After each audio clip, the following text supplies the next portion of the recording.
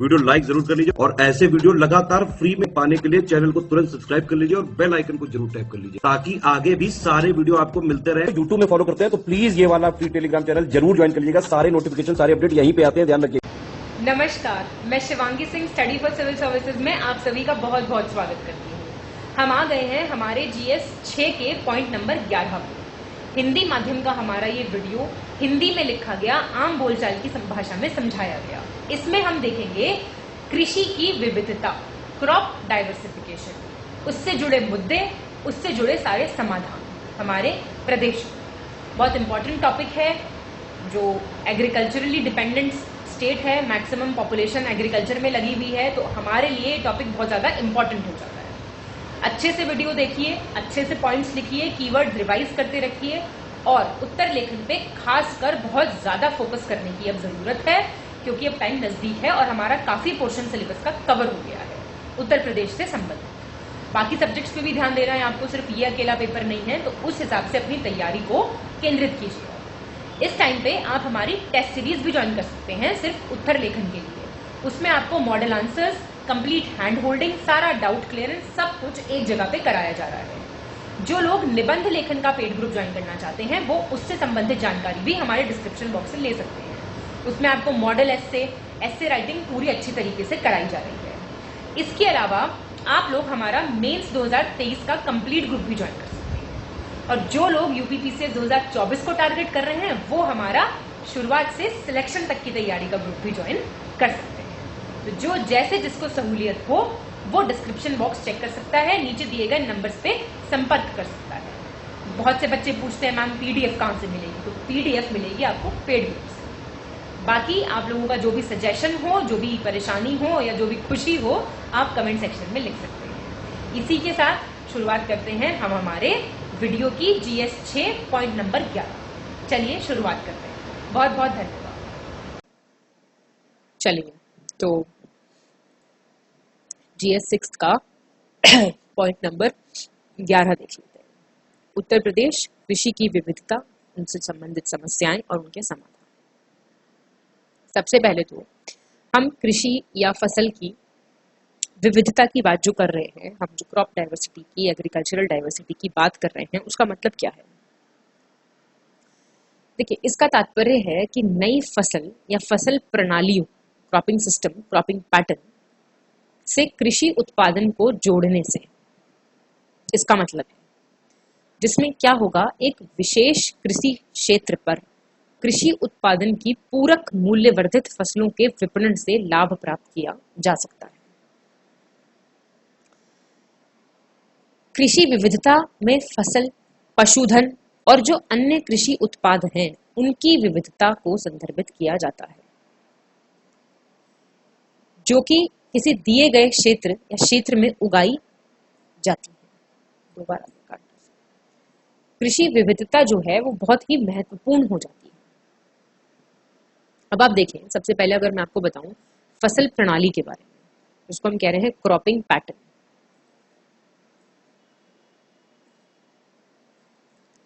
अब ये क्या है? ये फसलों का, उनके अनुक्रम, उनका प्रबंधन, उनकी तकनीकों, इन सबको संदर्भित करता है जिसका उपयोग आप किसी विशेष कृषि क्षेत्र से वर्षों में किया जा रहा होगा। इसके अलग अलग प्रकार हो सकते हैं, ये अलग अलग टाइप्स का हो सकता है। भारत में प्रमुख फसल प्रणाली कौन कौन सी है? क्रमिक फसल, सिक्वेंशियल क्रॉपिंग जिसको कहते हैं। फिर आपकी एकल फसली व्यवस्था होती है, मोनोक्रॉपिंग, एक ही तरह की फसल उगाई जाना, जैसे अभी भी उगाई जाती है। अंतर फसली, जैसे इंटर क्रॉपिंग कहते हैं। फिर रिले क्रॉपिंग होती है, एक होती है मिश्रित अंतर फसली, मिक्स्ड इंटर क्रॉपिंग, और एक होती है अवनालिका फसल, एली क्रॉपिंग। तो ये तो हो गए आपके विभिन्न प्रकार जिनका इस्तेमाल आप कृषि की विविधता में कर सकते हैं, कृषि की विविधता को संदर्भित करने में कर सकते हैं। अब अधिकतर किसान जो हैं वो आजीविका और आय के साधनों को बढ़ाने के लिए क्या यूज करते हैं? मिश्रित फसल पशुधन प्रणाली, मतलब मिक्स्ड क्रॉप लाइवस्टॉक फार्मिंग, ये इस्तेमाल में किया जाता है। पशुपालन की बात करें, एनिमल हस्बेंड्री या फिर पशु कृषि, ये क्या है? ये विज्ञान की वो शाखा होगी जिसके अंतर्गत आप पालतू पशु जो डोमेस्टिकेट किए जा सकते हैं एनिमल्स, जैसे गाय, भैंस, कुत्ते, भेड़, घोड़ा, ये सब, इनके विभिन्न पक्षों जैसे भोजन, आश्रय, स्वास्थ्य, प्रजनन, इन सब का अध्ययन इसके अंतर्गत ही किया जाता है। पशुपालन से तात्पर्य क्या है? पशुधन को बढ़ाना और इनके चयनात्मक प्रजनन, मतलब सिलेक्टिव ब्रीडिंग। तो ये कृषि की ही शाखा है, अलग नहीं है कृषि से। और हमने पढ़ा था एग्रो फॉरेस्ट्री पिछले लेक्चर में, सामाजिक फॉरेस्ट्री पढ़ी थी, सोशल फॉरेस्ट्री, उसमें भी हमने क्या कहा था? क्रॉप और लाइफ स्टॉक और कृषि अलग अलग तरीकों से इस्तेमाल करना, तो वो भी तो कृषि की विविधता को ही तो बढ़ा रहे थे हम उसमें भी। तो इसलिए यहाँ पे ये बहुत ज्यादा जरूरी हो जाता है कि अलग अलग किस्म की फसलें अलग अलग टाइम पे उगाई जाए। ठीक है, अब देखिए आप, प्रदेश है हमारा उत्तर भारत का एक राज्य जो अपनी समृद्ध कृषि विविधता के लिए जाना जाता है। यहाँ पे एग्रीकल्चरली रिच स्टेट है ये हमारा, मूलतः कृषि आधारित है। अधिकतर जो जनसंख्या है वो कृषि या कृषि से संबंधित उद्योगों में ही लगी हुई है। तो कृषि जो है अपने आप में एक बहुत ही ज्यादा जरूरी क्षेत्र हो जाता है हम सबके लिए। अब राज्य में एक विविध स्थलाकृति, टोपोग्राफी जो है हमारी वो वेरीड है। इसमें आपके भारत गंगा के मैदान हैं, उनके फर्टाइल प्लेन्स आते हैं, Indo Gangetic fertile planes, Himalaya की पहाड़ियां आती हैं, विंध्य रेंज आती है, उसके उबड़ खाबड़ इलाके इसमें शामिल हैं। तो अलग अलग तरह की खेती हो सकती है क्योंकि अलग अलग तरीके की टोपोग्राफी है, एक तरीके का तो नहीं है। तो जो राज्य है वो भारत में खाद्यान्न का, फूड ग्रेन का सबसे बड़ा उत्पादक है। इसमें गेहूं, चावल, गन्ना, दालें, तिलहन, आलू, इन सब के उत्पादन के लिए बहुत अच्छे से प्रदेश जो है वो जाना जाता है। अब उत्तर प्रदेश में आप जानते हैं फल सब्जियां भी बहुत अच्छे स्तर पे उगाई जाती हैं, उनका भी ये एक प्रमुख उत्पादक है, जिसमें से आपने देखा है आम, अमरूद, केले, खट्टे फल, सिट्रस फ्रूट्स जो होते हैं आपके, ये संतरा, नींबू, आंवला, है ना, ये सब, अंगूर, ये सब शामिल है। और पशुधन भी जो है वो भी राज्य की जो अर्थव्यवस्था है उसमें बहुत ही महत्वपूर्ण भूमिका निभाता है। आप जानते हैं प्रदेश दूध का सबसे बड़ा उत्पादक है, लार्जेस्ट मिल्क प्रोड्यूसर, और दूसरा सबसे बड़ा मांस का उत्पादक है। खैर, डेयरी उद्योग और जो ये मीट उद्योग है ये आपस में बिल्कुल जुड़ा हुआ है। तो राज्य में dairy farming, poultry farming, fish farming, ये भी कुछ एग्रीकल्चर से सुसंबंधित गतिविधियां हैं, महत्वपूर्ण कृषि गतिविधियां। तो राज्य सरकार जो है उसने कृषि विकास को बढ़ावा देने के लिए कृषि अनुसंधान संस्थानों की स्थापना की है, बीज उर्वरकों के लिए सब्सिडी प्रदान करती है, जैविक खेती जो ऑर्गेनिक फार्मिंग प्रैक्टिसेस हैं उनको बहुत बढ़ावा देती है। इसके साथ साथ किसानों की आय में सुधार करने के लिए कई पहल की। राज्य ने किसानों को वित्तीय सहायता और बीमा कवर प्रदान करने के लिए भी बहुत सी योजनाएं शुरू की। अगर आप कृषि और किसान कल्याण मंत्रालय का वर्ष 2013-14 से उन राज्यों में जहां हरित क्रांति, आप जानते हैं ग्रीन रेवोल्यूशन आया था, जहां हरित क्रांति सर्वप्रथम लागू की गई थी, मतलब कौन से थे वो? फर्स्ट स्टेट्स जैसे कि हरियाणा, पश्चिमी पंजाब और पश्चिमी उत्तर प्रदेश। इसके लिए राष्ट्रीय कृषि विकास योजना, इसकी एक उप योजना है सब स्कीम फसल विविधीकरण कार्यक्रम, क्रॉप डाइवर्सिफिकेशन प्रोग्राम, ये इसको लागू कर रहा है। इसके इसका उद्देश्य क्या होगा? अधिक जल की आवश्यकता वाली जो धान की फसल है, आप जानते हैं जो पैडी क्रॉप होती है, उसके लिए पानी की बहुत ज्यादा जरूरत होती है। अब पानी की इतने ज्यादा इस्तेमाल से हरित क्रांति ने बेशक बहुत ही अच्छा क्रांति लाई है, मतलब अपने आप में नाम में क्रांति है, लेकिन इससे जो है पानी का जो वाटर टेबल है वो डिस्टर्ब हुआ है। तो जो ज्यादा पानी का रिक्वायरमेंट वाली फसलें हैं उनके उस क्षेत्र में वैकल्पिक फसलें जैसे दलहन, तिलहन, मोटे अनाज, पोषक अनाज और आपके कपास, इन सबको उगाने के लिए अब और ज्यादा प्रेरित और प्रोत्साहित किया जा रहा है। आप जानते हैं इंटरनेशनल ईयर ऑफ मिलेट्स, मोटे अनाज का अंतर्राष्ट्रीय साल कौन सा है? बताइए मुझे, इंटरनेशनल, कमेंट करके बताइए। कहते हैं बहुत न्यूट्रिशियस होता है ये, बहुत पोषक तत्व होते हैं इसमें, रागी, जवार, बाजरा, ये सब खाना चाहिए, बताया जाता है ना ऐसा। ये एक बहुत ही अच्छी चीज है जिस पे सरकार काफी ध्यान दे रही है ना। तो ये आप लिख सकते हैं जरूर। तो इसके लिए बहुत प्रोत्साहित कर रही है सरकार। तो उत्तर प्रदेश में कृषि विविधता ने राज्य के आर्थिक विकास में बहुत ही महत्वपूर्ण भूमिका निभाई है, लाखों लोगों को आजीविका प्रदान की है और देश की जो खाद्य सुरक्षा है उसमें भी बहुत ही महत्वपूर्ण योगदान जो है वो दिया है। एक चीज ये बहुत जरूरी हो जाती है। अब मैं आपसे कहूं एक चीज कि नीड क्या है, आवश्यकता क्या है क्रॉप डाइवर्सिफिकेशन की, फसल विविधीकरण की आवश्यकता क्या है। नीड की बात कर रहे हैं। पहली चीज आप लिख सकते हैं प्रतिकूलता और जलवायु परिवर्तन, क्लाइमेट चेंज। प्रतिकूलता को ऐसी प्रतिकूलता लिख लो, एडवर्सिटीज, प्रतिकूलता और जलवायु परिवर्तन। देखिए, एक किसान कृषि उत्पादन कर रहा है, एग्रीकल्चर प्रोडक्शन कर रहा है, उसके दौरान उसे बहुत सी प्रतिकूलताओं का सामना करना पड़ता है और जलवायु संबंधी जो अनिश्चितताएं हैं उनका सामना करना पड़ता है। जैसे अनियमित वर्षा, इराटिक रेनफॉल हो जाती है, ओले, सूखा पड़ जाता है, बाढ़ आ जाती है। इसके अलावा कटाई के बाद के नुकसान जो कि पोस्ट हार्वेस्ट लॉसेस होते हैं, भंडारण, सुलभ उचित विपणन, इनकी उपलब्धता जैसी चुनौतियां भी इसी के अंतर्गत आएंगी। ये सब कुछ ध्यान से सुनिएगा, ये नीड समझ ली आपने तो नीचे सारा लिख जाएंगे आप आराम से। अब वर्तमान में मानव वन्यजीव और या फिर मानव फसल संघर्ष, ह्यूमन क्रॉप कॉन्फ्लिक्ट, वनाग्नि, आपकी जो ये फॉरेस्ट फायर्स होती है, कार्बनिक पदार्थ की कमी वाली मिट्टी, ऑर्गेनिक मैटर ही नहीं होता इतना मिट्टियों में, मोनोकल्चर, एक ही तरह की क्रॉपिंग प्रैक्टिसेस चल रही हैं सालों से, पौधों की बीमारी व संक्रमण, इन्फेस्टेशन हो जाता है क्रॉप्स में, प्रवास एवं कृषि के प्रति युवाओं की अनिच्छा, ये जरूर लिखना है आपका पॉइंट, ये रिलक्टेंस है यूथ का कृषि की तरफ। ये जो है ये भी तो समस्याएं बहुत गंभीर हैं कि एज प्रोफेशन नहीं आज का यूथ टेकअप करना चाहता है एग्रीकल्चर को। फिर सेकंड पॉइंट आएगा इसमें आपका इनपुट कॉस्ट को, इनपुट लागत को बनाए रखने की समस्या। तो मैं इनपुट कॉस्ट मेंटेनेंस लिख देती हूँ, एक मिनट, इनपुट कॉस्ट मेंटेनेंस। देखिए होता क्या है कि भारतीय कृषि जो है उसमें ज्यादा समय से उत्पादकता बढ़ाने के लिए इनपुट लागत में वृद्धि से संबंधित गंभीर समस्याएं आ रही हैं सामने।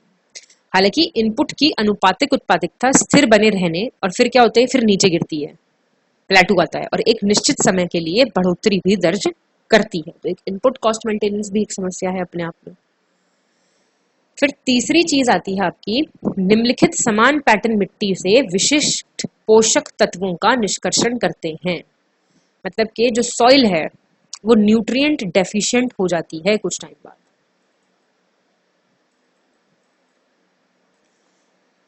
निम्नलिखित समान पैटर्न मिट्टी से विशिष्ट पोषक तत्वों का निष्कर्षण करते हैं। आप जानते हैं उत्पादकता को बढ़ाने के लिए किसान जो है वो लंबे समय से सरकार द्वारा प्रचारित हरित क्रांति फसल पैटर्न पे चल रहा है। चावल गेहूं, चावल चावल गेहूं चावल, इसका उपयोग कर रहा है। अब लंबे समय तक एक ही फसल पैटर्न, इसका उपयोग करने से जो मिट्टी से विशिष्ट पोषक तत्व हैं, स्पेसिफिक न्यूट्रिशियस एलिमेंट्स जो हैं वो निकल जाते हैं, जिसका परिणाम स्वरूप क्या होता है, मिट्टी में सूक्ष्म जीवों की आबादी में कमी आ जाती है। फसल के जो राइजोफियर में विशेष पोषक तत्वों को एकत्र और अवशेषित करने में कौन चाहिए होता है, माइक्रोफोनल।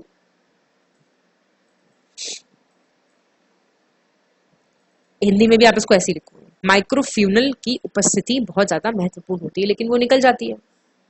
तो मृदा में सूक्ष्म जीवों की आबादी में कमी जो है वो एक गंभीर समस्या है, क्योंकि जो सूक्ष्म जीव हैं इनकी जो गतिविधियां हैं उनके बिना मिट्टी फसल उत्पादन के लिए जरूरी नहीं रह सकती है, वो आवश्यक पारिस्थितिकी जो है उसको खो देगी। तो एकल फसल पैटर्न संसाधन उपयोग दक्षता को भी कम करता है, ये लिखेंगे। इसके अलावा एकल फसल पैटर्न में एक ही प्रकार के कीड़े और कीट जो हैं वो बार बार हमला करेंगे, same type of paste insects, और ज्यादा संभावना क्या होगी, जो बदले में कीटनाशकों का प्रयोग है वो फिर आप बढ़ा देंगे, ज्यादा पेस्टिसाइड्स डालेंगे, ज्यादा इंसेक्टिसाइड्स डालेंगे। ठीक है, तो ये 3 पॉइंट्स सबसे इंपॉर्टेंट हैं। अगर आप लिखेंगे कि कृषि विविधीकरण क्यों जरूरी है। ये बात समझनी बहुत जरूरी है कि हम क्यों चाहते हैं कि कृषि विविधीकरण आए। हरित क्रांति से लेके पेस्ट के उपयोग से लेके सॉइल की हेल्थ से लेके पर्यावरण पे इसका क्या प्रभाव पड़ता है, ये सारी चीजें आपको आवश्यकताओं में समझनी है। ठीक है, अब ये मैप यहाँ पे एक दिया हुआ है, जरा इसको भी देख लेते हैं।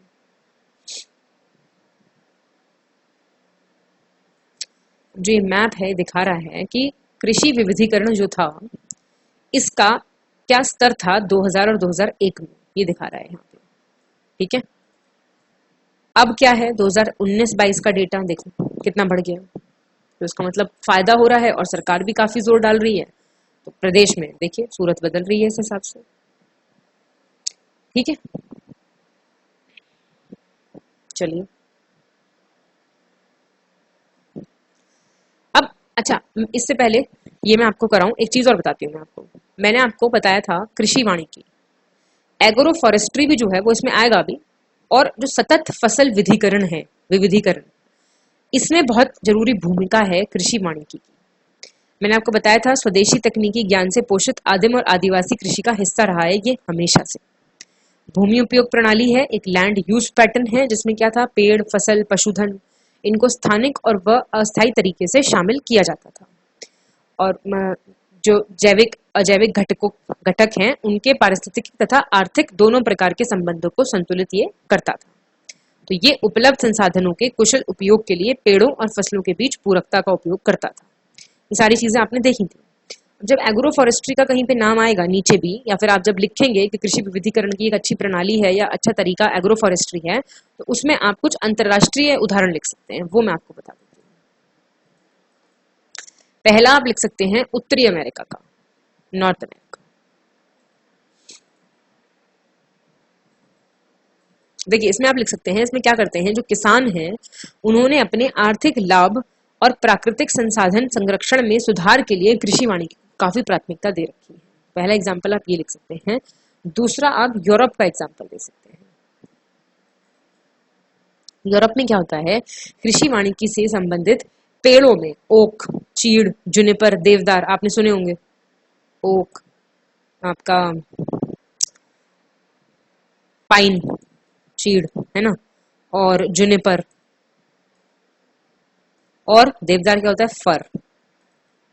ये जो हैं इनकी बहुत प्रभुत्व है वहां पे। ऑस्ट्रेलिया में आप जानते हैं पीनस रेडियाटा और यूकेलिप्टस ग्लोबुलस है। अफ्रीकी महाद्वीप में कॉफी, कोको, नारियल, इन सब के जो खेत हैं उन पे आम के वृक्ष कृषि वानिकी के हिस्से हैं, ये आप लिख सकते हैं।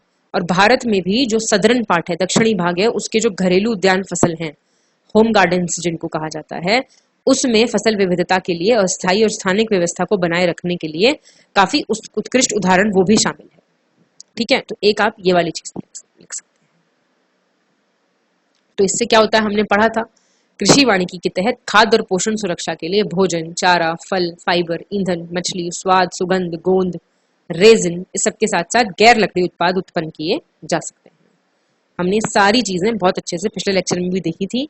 और हम इसमें लिख सकते हैं कृषि वानिकी को आप बहुक्रियाशील उत्पादन प्रणाली जो है, मल्टी फंक्शनल प्रोडक्टिव सिस्टम, उसमें योगदान कर सकती है, जो मैक्रो और सूक्ष्म जीवों के लिए विविध आवासों के निर्माण और जैव विविधता बनाए रखने में काफी मददगार साबित हो सकती है। चीजों को कैसे आप इंटरलिंक करेंगे, चीजों को कैसे आप आपस में जोड़ के लिखेंगे, ये इस चीज पे निर्भर करेगा कि आप लेक्चर कितने ध्यान से सुनते हैं, पुरानी चीजें आप कितने अच्छे से रिवाइज करते हैं।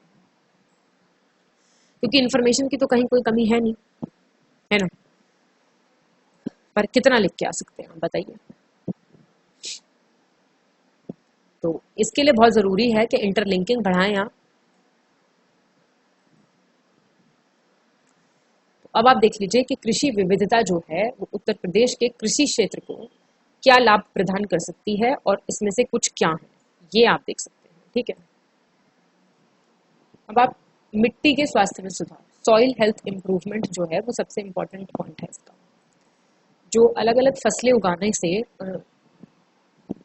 क्या हो सकता है, मिट्टी के क्षरण को, जो मिट्टी में खराबी आ रही है उसको कम करने, मिट्टी के जैविक पदार्थ को बढ़ाने और मिट्टी की जैव विविधता को बढ़ावा देकर मिट्टी के स्वास्थ्य में सुधार करने में मदद मिल सकती है। हमने नीड वाले पॉइंट याद रखना, बस जो आवश्यकताओं में पॉइंट्स कराए हैं वो ध्यान रखते रहो और इनको आपस में इंटरकनेक्ट करते रहो। अच्छा, फिर है उच्च उत्पादकता, प्रोडक्टिविटी हाई रहेगी। विभिन्न प्रकार की फसलों की खेती करके किसान अपनी भूमि और संसाधनों का अधिकतम उपयोग कर सकते हैं। जो उनका लैंड का यूज है वो एटमोस्ट हो सकता है, जिसके परिणाम स्वरूप उच्च उपज और अधिक समग्र उत्पादकता प्राप्त होती है। जोखिम में कमी, भाई रिस्क नहीं रहेगा उतना। अगर अलग अलग तरह की आप फसलें लगाओगे, है ना, तो विविध फसलें लगाने से क्या होगा, जो किसान है उनको फसल खराब होने का जो जोखिम है वो उसको कम करने में मदद मिल सकती है।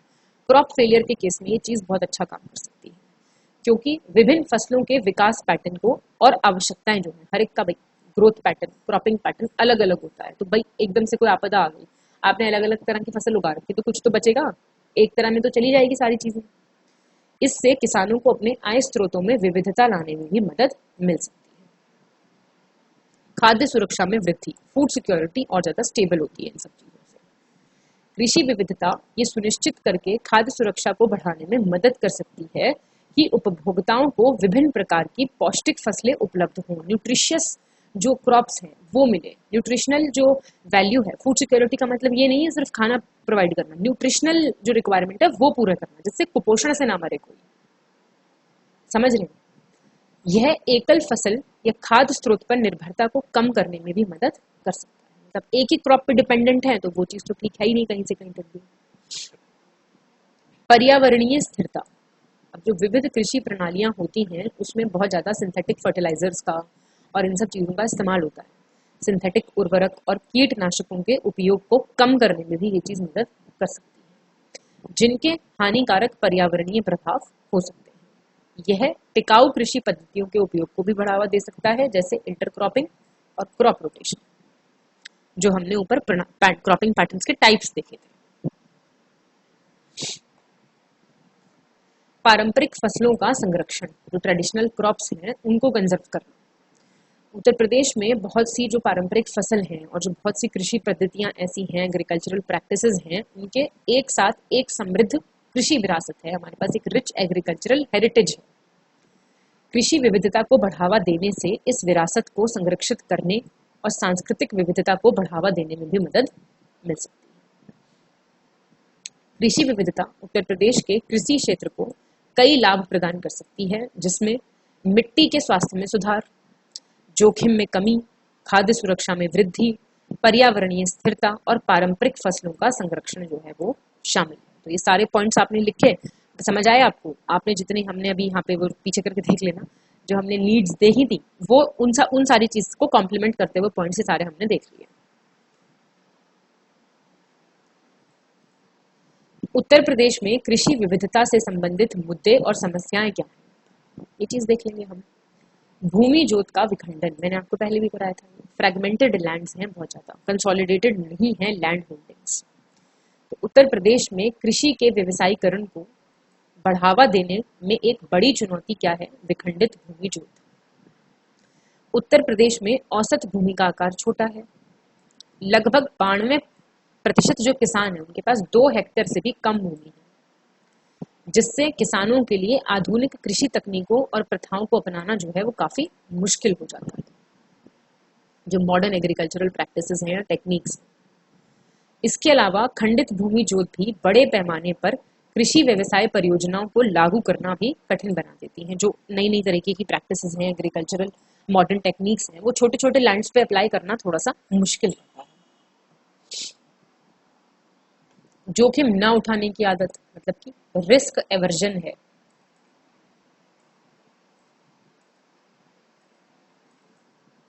किसान क्या है? किसान नई फसलें और नई फसल से जुड़े जो प्रचलित जोखिम है, जाहिर सी बात है आप कुछ नया करोगे तो उसमें अपने रिस्क हैं, अपने डर हैं, उनके कारण इसे अपनाने में हिचकिचा जाते हैं। किसानों को नई फसल के संबंध में निम्न उपज, बाजार अनिश्चितता या फसल की विफलता आदि जो जोखिम है, इनका खतरा बना रहता है। स्वाभाविक भी है। कीट और रोग प्रबंधन, अब एक ये वाली भी दिक्कत है। जो नई फसल है, नई फसलों के रोपण से अब नए कीट आएंगे, नए रोग आएंगे, नए पेस्ट, नई डिजीजेस, जिन्हें प्रभावी ढंग से प्रबंधित करने के लिए सरकारी विभागों द्वारा किसानों को सुसज्जित नहीं किया गया है। नई प्रकार की फसलों के गुणवत्तापूर्ण बीज और रोपण सामग्री तक सीमित पहुंच। किसान जो हैं, किसानों को नई फसलों के जो गुणवत्तापूर्ण बीज है, रोपण सामग्री है, उसको प्राप्त करने में मतलब वो ही नहीं मिलेगा अगर क्वालिटी सीड्स नहीं मिलेंगे, एप्रोप्रिएट रिसोर्सेज नहीं मिलेंगे तो स्टार्ट कैसे होगी चीज। उसमें ही अपने आप में कठिनाइयों का सामना करना पड़ सकता है, जो फसल विविधीकरण के प्रयासों में बाधा बन सकती है। ऋण तक पहुंच का अभाव, मतलब लोन नहीं मिलता, क्रेडिट नहीं मिलता। एक अन्य प्रमुख मुद्दा क्या है, किसानों के लिए ऋण तक पहुंच की कमी है। अधिकांश छोटे और सीमांत किसानों की संस्थागत इंस्टीट्यूशनल क्रेडिट तक पहुंच नहीं है, जिससे उनके लिए आधुनिक कृषि तकनीकों को और उपकरणों में जो निवेश करना है वो मुश्किल हो जाता है। अपर्याप्त कृषि बुनियादी संरचना, इंफ्रास्ट्रक्चर जो है एग्रीकल्चर बेस्ड इंफ्रास्ट्रक्चर वो इनएडिक्वेट है। जबकि राज्य सरकार ने कृषि बुनियादी संरचना को विकसित करने के बहुत प्रयास किए हैं, अभी भी एक लंबा रास्ता तय करना बाकी है। सड़क हो गया, परिवहन सुविधाएं हो गई, भंडारण सुविधाएं हो गई, इन जैसी अपर्याप्त बुनियादी संरचना के कारण किसानों को अपनी उपज का परिवहन और सुरक्षित रूप से भंडारण करना भी मुश्किल हो जाता है। बाजार से जुड़ाव का अभाव। अब प्रदेश में जो अधिकांश किसान हैं वो अपनी उपज बेचने के लिए स्थानीय बाजारों पर निर्भर हैं। हालांकि बाजार से जुड़ाव की कमी है, जिससे किसानों के लिए बड़े और आर्थिक आकर्षक बाजारों तक पहुंचना काफी आकर्षक, जो ज्यादा अट्रैक्टिव मार्केट्स हैं उन तक पहुंच बनाना काफी मुश्किल हो जाता है। इसके अलावा बाजार की मांग और जो कीमतें हैं, जो डिमांड और सप्लाई का जो कंसेप्ट चलता है पूरा, उसके बारे में भी जानकारी या फिर इंफॉर्मेशन जो है वो किसानों तक नहीं पहुंच पाती है। मॉनसून पर निर्भरता।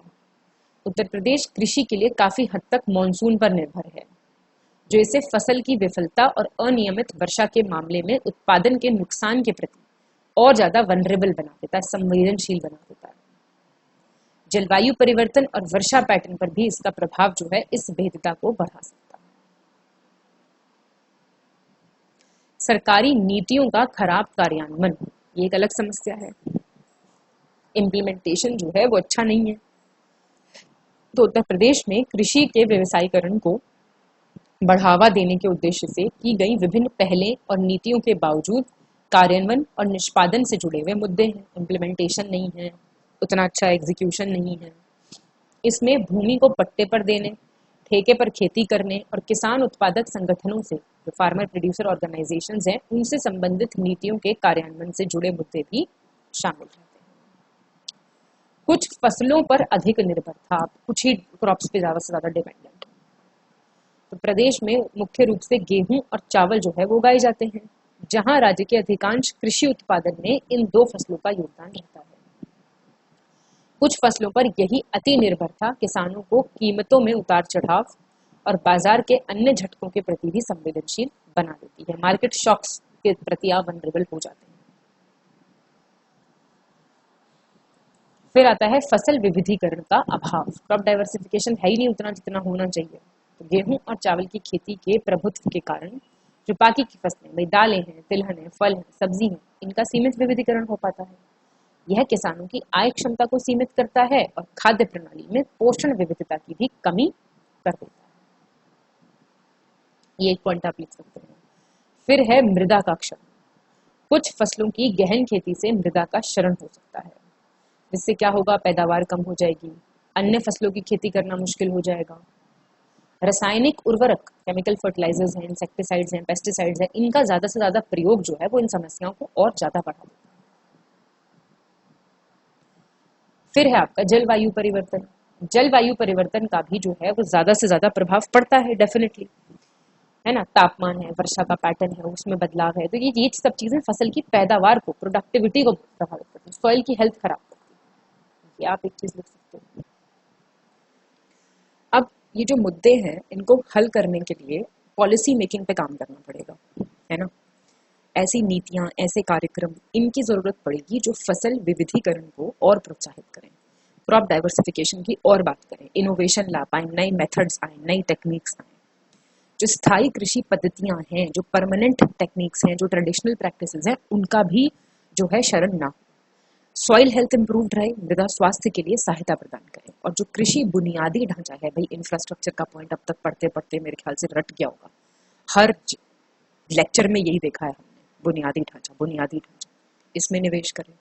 इसके अलावा किसानों को सूचना, इंफॉर्मेशन की बहुत जरूरत है, ऋण की जरूरत है, मार्केट एक्सेस की जरूरत है, और उन्हें कृषि विकास से संबंधित निर्णय, डिसीजन मेकिंग जो है, उसका जो प्रोसेस है, उसमें शामिल करके उन्हें और एम्पावर करने की जो है और सशक्त बनाने की आवश्यकता है। क्लियर। अब इससे रिलेटेड प्रदेश ने बहुत सी पहले शुरू करी हैं, स्कीम्स शुरू करी हैं, बहुत सी राष्ट्रीय स्तर की पहले चल रही हैं कृषि विविधता को, क्रॉप डाइवर्सिफिकेशन को और बढ़ावा देने के लिए। सबसे पहले तो एफपीओज, किसान उत्पादक संगठन, जब लास्ट लेक्चर में आपको एग्रो फॉरेस्ट्री कराया गया था, तब भी मैंने एफपीओज का जो महत्व है वो आपको बताया था। तो राज्य सरकार ने क्या किया है, एफपीओ को अब बढ़ावा देना स्टार्ट कर दिया और ज्यादा। ये क्या है, ये किसानों का समूह है जो एक कलेक्टिव तरीके से, सामूहिक रूप से अपनी उपज का विपणन करने में, ऋण प्राप्त करने में, अपना बार्गेनिंग पावर, भाई जो सौदेबाजी की शक्ति है, उसको इम्प्रूव करने के लिए काम करता है। राज्य ने हाल के वर्षों में किसान उत्पादक संगठनों, एफपीओ की संख्या में बहुत वृद्धि देखी है। इसका मतलब ये अच्छा काम कर रहे हैं, किसानों के लिए भी काफी मददगार साबित हो रहे हैं। मार्च 2022 तक प्रदेश में 473 एफपीओज पंजीकृत थे, मतलब अच्छा काम इस दिशा में जो है वो चल रहा है। कृषि बुनियादी संरचना का विकास, इंफ्रास्ट्रक्चर का अच्छा खासा डेवलपमेंट होना चाहिए। राज्य सरकार जो है कृषि बुनियादी संरचना, क्या मतलब, कोल्ड स्टोरेज है जहाँ पे सारा स्टोर होगा, गोदाम है, वेयरहाउस है, जो प्रसंस्करण सुविधाएं हैं, प्रोसेसिंग है जितनी भी, उसमें निवेश करें। जो पोस्ट हार्वेस्ट लॉसेज होते हैं, फसल के बाद के जो नुकसान होते हैं, उसको कम से कम करें। उपज की गुणवत्ता में सुधार करें, भाई क्वालिटी कैसा है प्रोड्यूस का। तो प्रदेश की जो चयनित 27 नवीन मंडी स्थलों के आधुनिकीकरण की जो योजना थी, मॉडर्नाइजेशन जो होना था, उसमें से 26 नवीन मंडी स्थलों का आधुनिकीकरण कर दिया गया है। तो मतलब सभी का हो गया ऑलमोस्ट। फिर आता है अनुबंध कृषि का समर्थन, कॉन्ट्रैक्ट फार्मिंग, बहुत जरूरी है। इससे क्या है, आपको गारंटी मिल जाएगी, फसल खराब हो, सही हो, आपने पैसे फिक्स कर लिए, मैंने आपसे ये फिक्स कर लिया कि मैं आपको कितना प्रोड्यूस दूंगी, बस तो आपको उस डेट पे, उस टाइम पे वो मिलेगा ही मिलेगा। डेट से मतलब है उस दौरान। तो राज्य सरकार अनुबंध कृषि को भी काफी प्रोत्साहित कर रही है। इसमें क्या है, किसान और खरीदार, फार्मर एंड बायर, इनके बीच में एक प्री एग्रीमेंट हो जाएगा, पूर्व सहमत मूल्य पे और उपज पे, मतलब उपज की मात्रा पे और मूल्य पे ये आपका तय हो जाएगा। तो सरकार का ये प्रयास क्या है, ये किसानों के लिए मूल्य जोखिम को कम करने में मदद करेगा और उनकी उपज के लिए एक गारंटीकृत बाजार, भाई किसी वजह से उनकी फसल खराब हो गई तो उनको पैसा नहीं मिल पा रहा, या फिर किसी वजह से मार्केट प्राइस जो है, फसल खराब होने पे नहीं, अगर मार्केट प्राइस फ्लक्चुएट कर रहा है तो उस पे उनको एक गारंटी वाला मार्केट मिल जाएगा। कृषि उद्यमिता के लिए सहायता। अब राज्य सरकार क्या करेगी, इसने कृषि उद्यमिता का समर्थन करने के लिए विभिन्न योजनाओं और पहलों की शुरुआत करी है, जैसे वित्तीय सहायता, प्रशिक्षण देगी, क्षमता निर्माण करेगी। उदाहरण, दूध उत्पादकों को दुग्ध सहकारी समितियों के माध्यम से गांवों में उचित मूल्य पर दूध बेचने की सुविधा प्रदान करने के लिए ये शुरू हुआ है नंद बाबा दुग्ध मिशन। ठीक है। फिर है आपका मूल्यवर्धन को प्रोत्साहन, वैल्यू एडिशन, बहुत जरूरी है। राज्य सरकार ने किसानों को मूल्यवर्धन गतिविधियां जैसे प्रसंस्करण है, पैकेजिंग है, उनकी उपज की ब्रांडिंग है, इसमें संलग्न होने के लिए भी प्रोत्साहित किया, जो बाजार में उच्च मूल्य प्राप्त कर सकते हैं। अब एक ब्रांड है मधु मंत्र, सहारनपुर का है ये, और इनका मल्टीफ्लोरा हनी होता है, अलग अलग फ्लावर्स का जो से एक्सट्रैक्ट किया जाता है हनी, वो उसको जनवरी 2022 में लॉन्च किया था। ये एक ब्रांड है मधुर मिठास के नाम से, एक गुड़ पाउडर, शक्कर है बेसिकली ये, वो इसने मार्केट में उतारा। और उत्तर प्रदेश का जो मुजफ्फरनगर जिला है, ओडीओपी के, वन डिस्ट्रिक्ट वन प्रोडक्ट के अंतर्गत भी इसको विकसित किया। एक तो ये ओडीओपी की वजह से भी काफी प्रोडक्ट्स जो एग्रीकल्चर से रिलेटेड है, हमने पिछले लेक्चर में देखे थे ना, उनको विकसित किया जा रहा है। मधुर मिठास उत्पाद रसायन विहीन स्वीटनर है, केमिकल फ्री है ये, और चीनी की तुलना में ज्यादा हेल्थ के लिए अच्छा है और ज्यादा टेस्टी भी है, स्वादिष्ट। फिर है एक मुख्यमंत्री कृषक दुर्घटना कल्याण योजना, नाम से पता चल रहा है।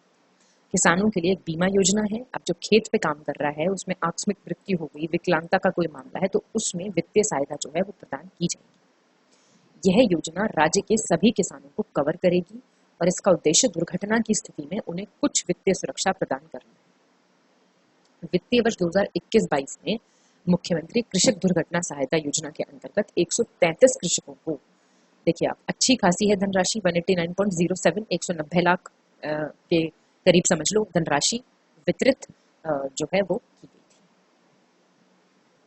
फिर आता है उत्तर प्रदेश किसान कल्याण मिशन।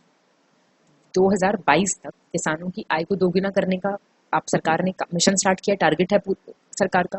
तो ये मिशन किसानों को आधुनिक कृषि तकनीकों तक पहुंच प्रदान करेगा, सिंचाई सुविधाओं में सुधार करेगा, कृषि उद्यमिता को बढ़ावा देने पे फोकस पूरा रखेगा। प्रधानमंत्री फसल बीमा योजना केंद्र सरकार की योजनाएं हैं। ये फसल बीमा योजना है जो प्राकृतिक आपदाएं हैं, कीट, बीमारी, इनके कारण अगर फसल खराब होती है तो किसानों को बीमा कवरेज दी गई है। इसमें सभी किसान शामिल होंगे राज्य के, और उद्देश्य क्या है, फसल खराब होने की स्थिति में उन्हें कुछ वित्तीय सुरक्षा, कुछ फाइनेंशियल सिक्योरिटी उनके पास रहे। ठीक है। केंद्र सरकार की पीएम किसान सम्मान निधि का उत्कृष्ट कार्यान्वयन, अब ये सबसे अच्छा यहाँ पे देखा गया उत्तर प्रदेश में। 2,63,00,000 किसान परिवारों को मिला था ये लाभ। यहाँ पे केंद्र की इस योजना के अंतर्गत किश्तों में आपको आप जानते हैं 6,000 रुपीज मिलते हैं इंस्टॉलमेंट्स में सालाना। ये सारी स्कीम्स के नाम आप लिख के आओ आंसर में, तो उससे भी आंसर आपका अच्छा बनेगा। तो इन पहलों से उत्तर प्रदेश में कृषि के व्यवसायीकरण को, कमर्शलाइजेशन की बात कर रहे हैं हम, वो इम्प्रूव होता है, किसानों की आय बढ़ती है। हालांकि अभी इस क्षेत्र में विकास की और ज्यादा गुंजाइश है और राज्य सरकार कृषि व्यवसायों को बढ़ावा देने और राज्य में समग्र कृषि पारिस्थितिकी तंत्र में सुधार करने पर ध्यान काफी केंद्रित कर रहे हैं। ठीक है। अब आता है उत्तर प्रदेश में कृषि विविधता को बढ़ावा देने के लिए सुझाव क्या, ये देखेंगे। देखिए, फसल चक्र को प्रोत्साहित करें, क्रॉप साइकिल को। उत्तर प्रदेश में किसानों को फसल चक्र अपनाने के लिए प्रोत्साहित किया जाना चाहिए ज्यादा से ज्यादा। इससे मिट्टी की कमी रुकेगी, मिट्टी का स्वास्थ्य बढ़ेगा, जिससे अधिक उत्पादक और टिकाऊ कृषि पद्धतियां जो है वो हो सकेंगी। फिर है वैकल्पिक फसलों की खेती को बढ़ावा देना। प्रदेश में फल, सब्जियां, दालों सहित विभिन्न प्रकार की जो फसलें हैं उनकी खेती करने की क्षमता यहाँ पे है। हर तरह का हमने देखा था, जो है लैंडफॉर्म है, टोपोग्राफी है। तो राज्य सरकार सब्सिडी, प्रशिक्षण कार्यक्रम और बाकी की जो प्रोत्साहन प्रदान करके किसानों को अपनी फसलों में विविधता लाने के लिए प्रोत्साहित कर सकती है। जैविक खेती का समर्थन, ऑर्गेनिक फार्मिंग। जैविक खेती मिट्टी की गुणवत्ता में सुधार करती है, कीटनाशकों और उर्वरकों के उपयोग को कम करना, बिल्कुल खत्म करना नहीं लिख के आना, ऐसा नहीं होता ऑर्गेनिक फार्मिंग में। और बायोडाइवर्सिटी, जैव विविधता को बढ़ावा देने में ये मदद कर सकती है। तो राज्य सरकार जैविक खेती पद्धतियों को अपनाने वाले किसानों को प्रशिक्षण कार्यक्रम और वित्तीय प्रोत्साहन भी प्रदान कर सकती है, आप ये लिख सकते हैं। फिर है किसान सहकारी समितियों की स्थापना। किसान सहकारी समितियां जो है वो उत्तर प्रदेश में छोटे पैमाने के जो किसान हैं वो अपने उत्पादों को ज्यादा अच्छे ढंग से बाजार में ला पाएं, उनकी सौदेबाजी की शक्ति, बार्गेनिंग पावर बढ़े, इसके लिए ये बनी है। राज्य सरकार किसान सहकारी समितियों को स्थापित करना और मजबूत करने के लिए सहायता काफी प्रदान कर रही है। ऋण तक पहुंच बढ़ाना, access to credit. Uttar Pradesh में छोटे किसानों के लिए ऋण तक पहुंच का अभाव एक बहुत बड़ी चुनौती है, तो राज्य सरकार विशेष रूप से किसानों के लिए ऋण योजनाएं स्थापित कर रही है। ये लिखते रहो सारी एक एक चीज जो उन्हें विविध कृषि पद्धतियों में निवेश करने में मदद कर सकती है। अवसंरचनात्मक निवेश में वृद्धि। अवसंरचना जितनी अच्छी रहेगी उसमें आपके सड़क, भंडारण सुविधा, कोल्ड चेन, ये सारा बुनियादी ढांचा बहुत ही सुदृढ़ करने की आवश्यकता है। इससे किसानों को अपनी उपज को बाजार तक पहुंचाने और सुरक्षित रूप से स्टोर करने में मदद मिलेगी। कृषकों की बाजार पहुंच का संवर्धन करना। किसानों को अपनी आय बढ़ानी है, उसके लिए बड़े और अधिक आकर्षक बाजारों तक पहुंच की बहुत ही आवश्यकता है। सरकार कृषि विपणन अवसंरचना की स्थापना करके और किसानों को बाजार की जानकारी प्रदान करके बाजार संबंधों को बढ़ावा दे सकती है। अनुबंध खेती, कॉन्ट्रैक्ट फार्मिंग को प्रोत्साहित करना। इसमें निजी क्षेत्र का निवेश काफी अहम रोल प्ले कर सकता है। सरकार अनुबंधों पर बातचीत करने और यह सुनिश्चित करने में किसानों को सहायता प्रदान कर सकती है कि उनके हितों की रक्षा की जाती है। ऋण तक पहुंच बढ़ाएं। किसानों को आधुनिक कृषि तकनीकों और उपकरणों में निवेश करने के लिए ऋण तक पहुंच आवश्यक है। सरकार किसानों को आसान और सस्ता ऋण प्रदान करके वित्तीय समावेशन को बढ़ावा दे सकती है। प्रौद्योगिकी को बढ़ावा देना, इसमें आधुनिक कृषि जो तकनीक है, प्रौद्योगिकी है, उसके उपयोग से किसानों की उत्पादकता और आय बढ़ेगी। तो सरकार प्रशिक्षण दे, विस्तार सेवाएं प्रदान करे, एक्सटेंशन सर्विसेज जो होती हैं, तो प्रौद्योगिकी टेक्नोलॉजी का यूज ज्यादा से ज्यादा इसमें किया जा सकता है। फिर है सरकारी नीतियों में सुधार। व्यवसायीकरण को अगर बढ़ावा देना है तो उसके लिए सरकार एक समन्वित दृष्टिकोण रखे, किसानों के लिए एक सक्षम वातावरण बनाए, इस क्षेत्र में निजी क्षेत्र का निवेश जो है, प्राइवेट इन्वेस्टमेंट, उसको आकर्षित करे। फिर है भूमि जोत विखंडन के मुद्दे का समाधान। जो ये फ्रेगमेंटेड लैंड होल्डिंग्स हैं, इसका कुछ किया जाए। जो भूमि जोत है किसानों के लिए आधुनिक कृषि तकनीकों को और प्रथाओं को अपनाने में मुश्किल बना देती है, तो सरकार भूमि समेकन को बढ़ावा दे, भूमि को पट्टे पे लेने, किराए पे देने, इन सब में किसानों की सहायता करे। ठीक है। जलवायु परिवर्तन, एनवायरमेंट का एंगल जरूर लिखेंगे जब भी आप एग्रीकल्चर का कुछ लिख रहे हैं। ठीक है। जलवायु परिवर्तन, वर्षा पैटर्न, इस सब के प्रभाव का प्रदेश की कृषि पर महत्वपूर्ण प्रभाव पड़ सकता है। तो सरकार जो है वो कृषि पर जलवायु परिवर्तन के प्रभाव को दूर करने और जलवायु स्मार्ट कृषि, क्लाइमेट स्मार्ट एग्रीकल्चर, इसमें आप climate smart agriculture plus resilient agriculture, ये लिख सकते हैं। इसको बढ़ावा देने के लिए प्रॉपर स्ट्रैटेजी बनाए, इसकी जरूरत है। तो अगर इन उपायों को लागू किया जाए तो प्रदेश जो है वो कृषि विविधता को बढ़ावा दे सकता है, और फिर किसानों की आय में, फिर आप जीएसडीपी में, आर्थिक विकास में, फिर आप लिख सकते हैं राष्ट्रीय विकास में, फिर आप अंतर्राष्ट्रीय स्तर पर अपनी चीजों को पहुंचा सकते हैं। ऐसे इंटरलिंक करके आप आंसर बना सकते हैं एक बढ़िया, कोई दिक्कत नहीं। ठीक है जी। तो मेरे ख्याल से काफी होगा ये सब कुछ। पीडीएफ और पेड कोर्स नंबर्स हैं, इन पे जानकारी है पूरी, बाकी डिस्क्रिप्शन बॉक्स आप चेक कर सकते हैं या फिर इन नंबर्स पे कॉल या व्हाट्सएप कर सकते हैं। फिलहाल के लिए इतना ही, मैं मिलती हूँ आपको हमारे नेक्स्ट लेक्चर में। तब तक के लिए बहुत बहुत शुभकामनाएं। पढ़ते रहिए, थोड़ी स्माइल गड़बड़ हो गई, हंसते रहिए, सेहत का ख्याल रखिए और आंसर राइटिंग करते रहिए। बहुत बहुत